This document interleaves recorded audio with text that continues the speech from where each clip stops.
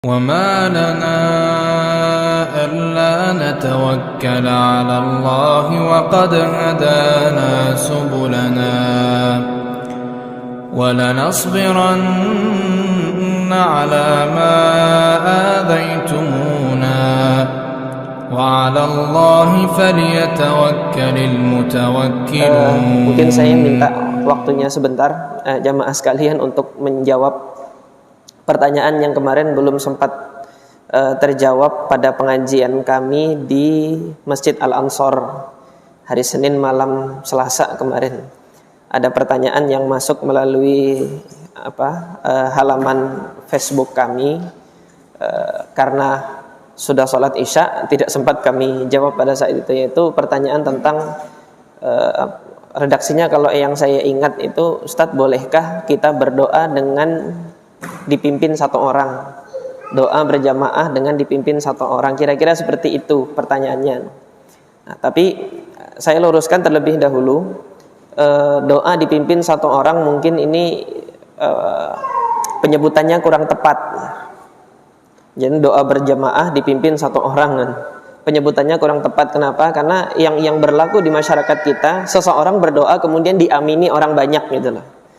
Mungkin pertanyaannya saya rubah ya, boleh nggak seseorang berdoa kemudian diamini oleh orang yang banyak? Boleh atau tidak? Jadi seseorang berdoa kemudian diamini oleh orang-orang yang hadir di tempat itu, di majelis itu, boleh atau tidak? Jawabannya boleh. Ini jawabannya boleh. Kok boleh Ustaz? Dalilnya gimana? Kan nggak ada contohnya dari Nabi SAW. Nanti dulu gitu. Nanti dulu. Jadi saya sampaikan kaidah singkatnya ya. Ibadah yang Allah Subhanahu wa taala syariatkan kepada kita itu kalau dibagi berdasarkan aturannya ada dua. Ibadah yang diatur terikat oleh Allah Subhanahu wa taala dengan aturan yang turun dari Allah dan kemudian didelegasikan Rasulullah untuk menjelaskan aturan-aturan yang mengikat itu. Artinya jenis ibadah pertama ada ibadah yang terikat dengan aturan, ini singkatnya. Kemudian ibadah yang kedua ada ibadah yang Allah Subhanahu wa taala bebaskan bagaimana melakukannya itu. Nah, dalam hal ini berdoa kepada Allah Subhanahu wa taala kategorinya itu kan Allah Subhanahu wa taala memberikan kebebasan. Entah dia berdoa sendiri atau dia berdoa kemudian diamini oleh orang banyak. Dalam hal ini ada kebebasan di situ. Sama seperti antum membaca Al-Qur'an. Ketika antum membaca Al-Qur'an, antum diberikan kebebasan.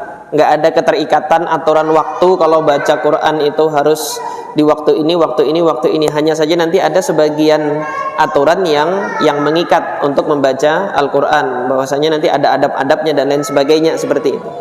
Jadi singkatnya demikian. Nah, jadi berdoa kemudian diamini oleh orang banyak ini masuk dalam kategori ibadah yang Allah Subhanahu wa taala berikan kebebasan. Dia bisa berdoa sendiri atau dia ketika berdoa ini diaminkan oleh orang banyak. Nah, dari mana kita mengetahui bahwasanya suatu amal ibadah ini ada keterikatan aturan waktu, tata cara dan lain sebagainya? Itu kita tahunya dari mana? Fi'lus salaf. Maka jawabannya kita mengetahuinya dari bagaimana para salaf dahulu memahami dalil gitu loh. Nah, para salaf ini siapa? Sahabat, tabi'in, atba'ut tabi'in, bagaimana mereka memahami dalil. Nah, dalam hal ini ada enggak salafnya, Ustadz? Ada salafnya. Dalam kesempatan ini saya sampaikan Al-Imam Al-Bukhari rahimahullah di dalam kitab beliau Adabul Mufrad. Al-Adab Al-Mufrad. Al-Adab Al-Mufrad ini kitabnya Imam Bukhari selain kitab sahihnya yang beliau di situ menyusun hadis-hadis Nabi SAW yang berkenaan dengan adab. Salah satu riwayat yang beliau sampaikan di situ riwayat tentang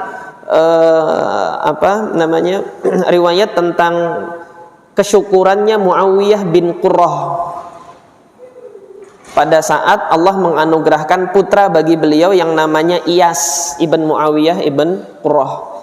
Ketika lahirnya Iyas, putra beliau namanya Iyas, Muawiyah bin Qurrah ini mengundang sahabat-sahabat Nabi untuk hadir ke walimah kesyukuran atas lahir anaknya itu. Kalau hari ini kita sebutnya kan apa, akikahan, walimah akikah, walimah tasmiyah. Nah, orang Arab itu punya istilah walimah untuk akikah itu namanya walimatul khursi, pakai kha. Walimatul khursi. Kalau walimah untuk orang nikah kan pakai ain, walimatul urs. Nah, ini walimatul khursi pakai kha. Yang demikian ini pernah disampaikan oleh Al-Imam Al-Mawardi di dalam kitab beliau Al-Hawi Al-Kabir, bahwasanya walimah yaitu makan-makan dalam rangka bergembira karena kelahiran anak. Itu orang-orang Arab, tradisi mereka menyebutnya dengan istilah walimatul khursi. Nah, kembali kepada asar atau riwayat dari Muawiyah bin Qurrah ini. Kata beliau, fada'autu nafaran min ashabin Nabi sallallahu alaihi wasallam. Aku mengundang beberapa orang dari sahabat-sahabat Nabi untuk menghadiri walimah tersebut. Fada'auli bida'watin katsirah. Kemudian ketika mereka datang, mereka mendoakanku dengan doa-doa yang baik gitu. Banyak doa yang didoakan kepadaku dan anakku gitu kan, oleh sahabat-sahabat Nabi yang hadir. Muawiyah bin Qurrah itu muhaddits thiqah, ahli hadis, periwayat hadis thiqah yang berada di Basrah, murid dari sahabat-sahabat Nabi yang berada di Basrah. Pada saat beliau dianugerahkan anak kan mengundang para sahabat Nabi, didoakan. Nah, ini ketika para sahabat Nabi mendoakan kan itu doa sendiri-sendiri kan. Selesai sahabat-sahabat Nabi mendoakan bagi Muawiyah bin Qurrah, Muawiyah bin Qurrah kemudian mengatakan kepada para sahabat Nabi yang lain, innakum qad da'autum bida'watin katsirah, al-an inni da'in fa'aminu. Sekarang saya yang mau berdoa katanya. Kalian sudah mendoakan kebaikan bagi saya, bagi anak saya yang baru lahir. Nah, sekarang saya mau berdoa, fa'aminu au kama qala rahimahullah. Atau sebagaimana yang beliau sampaikan, saya tidak hafal detail redaksi hadisnya. Redaksi asarnya saya tidak hafal detail. Nah, jadi Muawiyah bin Qurrah ketika itu mengatakan di hadapan sahabat Nabi, saya mau berdoa, tolong aminkan. Tidak ada satupun sahabat Nabi yang mengingkari. Nah, kalau hari ini ada kaum muslimin yang mengingkari, siapa dia gitu loh. Terus dengan mengatakan nggak ada contohnya dan lain sebagainya. Waliyadzubillah. Nah, yang seperti ini ketika ada contoh prakteknya dari salah seorang salaf, hal ini menunjukkan perkara tersebut bukan perkara yang harus diingkari. Ketika seseorang berdoa diamini oleh orang banyak. Jadi seperti itu. Kemudian kalau ada yang mengatakan ini kan hadis mauquf. Mauquf karena sampai sahabat saja, bahkan ada yang mengatakan maqtu'. Al hadis sahih maqtu'an, sahih tapi maqtu' karena sampai kepada tabi'in saja gitu kan. Na'am, iya benar kami katakan bahwasanya aktivitas atau fi'il seorang tabi'in atau aktivitas fi'il seorang sahabat ini tidak bisa jadi dalil. Tapi ingat catatannya. Apa yang dilakukan oleh sahabat, apa yang dilakukan oleh tabi'in, ini menunjukkan pemahaman beliau terhadap suatu dalil. Yang beliau pahami yang boleh jadi orang hari ini belum sampai dalilnya ke situ gitu loh. Belum sampai pemahamannya ke situ. Nah, dalam hal ini Muawiyah bin Qurrah memahami keseluruhan dalil dari Al-Quran dan Sunnah bahwasanya perkara berdoa kemudian diamini oleh orang banyak, ini bukan perkara yang terlarang. Ini yang dipahami oleh Muawiyah bin Qurrah.